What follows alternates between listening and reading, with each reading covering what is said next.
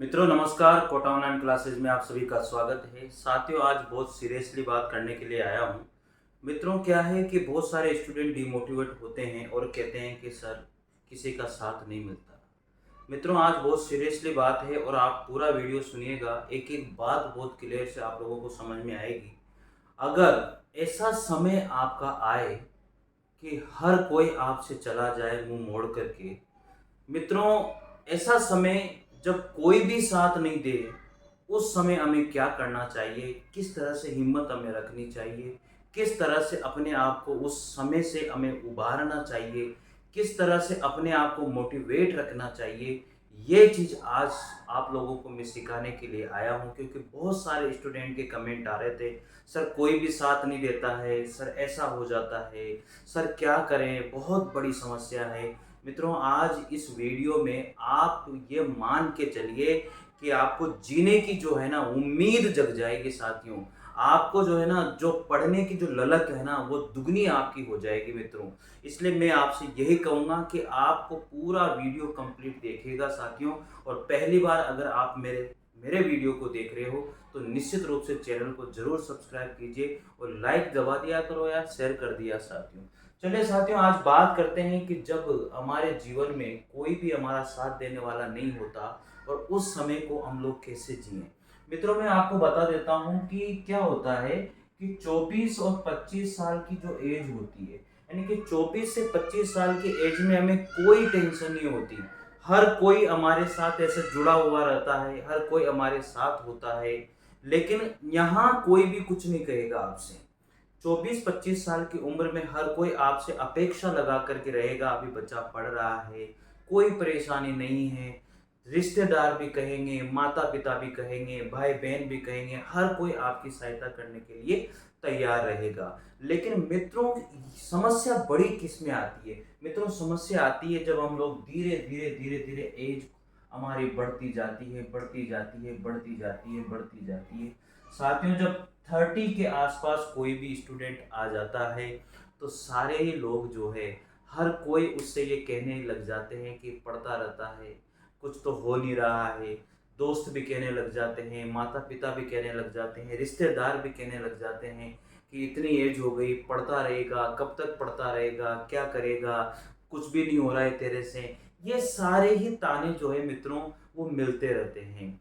उस समय अपने आप को मोटिवेट रखना है साथियों। वही समय है आप लोगों का। देखिए, जीवन में जो समय आना है वो तो आएगा, उसे आप भी नहीं रोक सकते। वो तो ईश्वर के ही हाथ में है जो कुछ भी है। साथियों, आप लोगों ने एक कहानी सुनी होगी मेरे हिसाब से।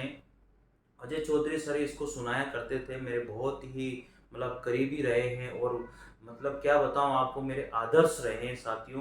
अब पता नहीं कहाँ है क्या नहीं है, मुझे भी कुछ पता नहीं है इस बारे में। लेकिन साथियों, ये कहानी वो सुनाया करते थे और आपने भी सुनी होगी। जैसे एक राजा था और एक मंत्री था साथियों। एक राजा और एक मंत्री जो है जंगल में जाते हैं और वहां पर उस राजा का जो हाथ है वो किसी धारदार हथियार पे लग जाता है और उस राजा की उंगली वहां से कट जाती है। तो मित्रों, क्या होता है कि जब वो आगे चल रहे होते हैं तो फिर कुछ जो डाकू वगैरह होते हैं या कुछ दूसरी सेना के लोग होते हैं, वो उस राजा को पकड़ लेते हैं और उसे मारने के लिए वो चले जाते हैं साथियों।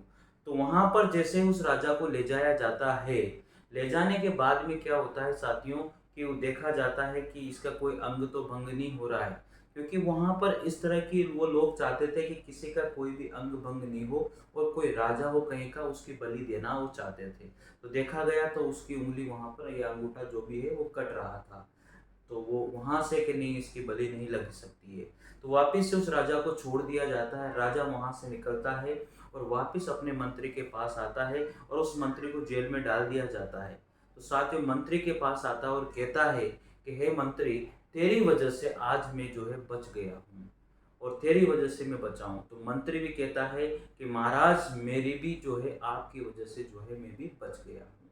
तो इस तरह से अब कैसे, अगर आपकी वजह से मेरी उंगली नहीं कटती तो शायद मैं नहीं बच पाता, और अगर वो आप नहीं जाते और आपकी जगह मेरे को ले जाते तो शायद मैं भी नहीं बच पाता। क्योंकि उनको अंग भंग वाला कोई व्यक्ति नहीं चाहिए और ऐसा मैं था। आपको लेकर के चले गए, आपका अंग भंग था, इस वजह से आप बच गए और मैं वापिस आ गया। तो ये सारी जो घटना होती है वो ईश्वरीकृत होती है मित्रों। इसलिए हमें प्रोत्साहित रहना है, उत्साहित रहना है, कभी भी अपने आप को डीमोटिवेट नहीं होना देना है। साथियों क्या होता है कि समय ऐसा हर किसी इंसान का आता है, और उस समय को जो है ना अपनी ताकत मान करके चलिए कि मेरा ऐसा समय आया है जिस समय कोई भी मेरा साथ नहीं दे रहा है, न मेरे रिश्तेदार मेरा साथ दे रहे हैं, न मेरे भाई बंद मेरा साथ दे रहे हैं, कोई भी मेरा साथ नहीं दे रहा है। लेकिन शायद ईश्वर को यही मंजूर है। जिस समय कोई भी साथ नहीं दे रहा होता साथियों, ऐसा कहा जाता है कि ईश्वर हमेशा 100% उसका साथ देता है। तो ईश्वर हमेशा 100% उसका साथ देता है साथियों। तो यही चीज आपको माननी है।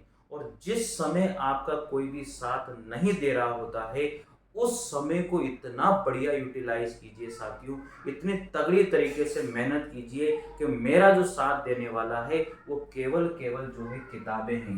इन किताबों से ही मुझे मोह है, और ये किताबें ही मेरा सब कुछ है साथियों। साथियों मैं आपको बता दूं, हमारा जो भाई बंद होते हैं, हमारे रिश्तेदार होते हैं, जो हमारे प्यार मोहब्बत जो होती है साथियों, लवरिया ववरिया जो भी होते हैं, ये कोई भी अगर साथ नहीं देता है ना साथियों, तो ये सोचे आपका समय अब बहुत अच्छा आने वाला है। अपने आप को पॉजिटिव रख करके आपको मेहनत करनी है मित्रों, मेहनत पीछे नहीं हटना है। अगर आप उस समय मेहनत में डीमोटिवेट होकर के पीछे हट गए, तो शायद समय जो है पलटी मार देगा और आपको डुबो करके रख देगा।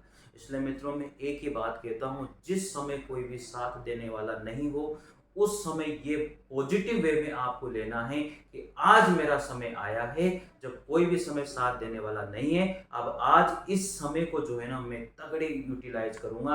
अब किताबें मेरा साथ देगी, ईश्वर मेरा साथ देगा। अब यही मेरी उम्मीद है, और इन्हीं के सहारे मुझे आगे बढ़ना है मित्रों। तो जब कोई भी साथ नहीं दे, उस समय इनसे उम्मीद लगाइए मित्रों। फिर देखिए जब ये दोनों आपका साथ अगर नहीं दे दे, तो गारंटी है मेरी। और जब आपने किताबों का दामन थाम लिया, जब आपने ईश्वर के सहारे किताबों को पकड़ लिया है, तो निश्चित रूप से आपको अपनी जिंदगी में पार लगा के रहेगी मित्रों। हजारों वीडियो आपने देखे होंगे, लेकिन ये समय वो समय ऐसा कर लो वैसा कर लो, नहीं साथी मैं आपको बता रहा हूँ, ऐसा समय हर स्टूडेंट की जिंदगी में आता है। हर स्टूडेंट के लिए ऐसा कहा जाता है कि तेरा सिलेक्शन हो ही नहीं रहा, तू पढ़ा हुआ है, तेरा ऐसा हो रहा है वैसा हो रहा है। इन चीज़ों को वो भोगते भोगते बेचारा 30 से 35 साल की उम्र, 40 साल की उम्र तक पहुंच जाता है, और आखिरकार जो है उसको इतनी बड़ी समस्याओं से गुजरना पड़ता है कि वो डीमोटिवेट होने लग जाता है। तो उस डीमोटिवेट होने से वजह से वो कुछ नहीं कर पाता।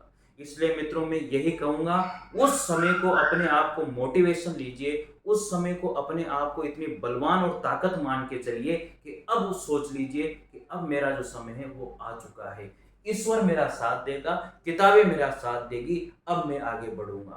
तो इसलिए साथी मैं आपसे यही कहता हूँ, ऐसा समय आए तो अपने आप को प्रोत्साहित रखें, उत्साहित रखें, और किताबों के सहारे और ईश्वर के सहारे आगे बढ़ें। फिर देखिए आपके जीवन में अगर चार चांद नहीं लग जाए ना, आपकी सक्सेस की स्टोरी नहीं लिख जाए, आपके संघर्ष की कहानी नहीं लिख जाए, तो साथियों मुझे आप बता दीजिएगा। लेकिन मित्रों मैं आपसे एक ही बात कहूंगा कि उस समय आपको डीमोटिवेट नहीं होना है, अपने आप को मोटिवेशन लेकर के रखना है, अपने आप को संघर्षशाली बनाना है, अपने आप को मेहनतशील बनाना है। और जो लोग आपके साथ छोड़ के गए थे, एक दिन वापस जब आपका जीवन उस तरह से संवर जाएगा, तो निश्चित रूप से वो सारे आपके साथ आ जाएंगे मित्रों। तो ऐसा समय हर स्टूडेंट के साथ आता है, तो ऐसे समय को हमें इस तरह निकालना है मित्रों। तो साथियों समझ में आया होगा शायद, जब कोई भी साथ देने वाला नहीं होता, उस समय में किसका साथ मिलता है, और कैसे उस समय को हम किस तरह से संघर्ष की कहानी में बदल सकते हैं।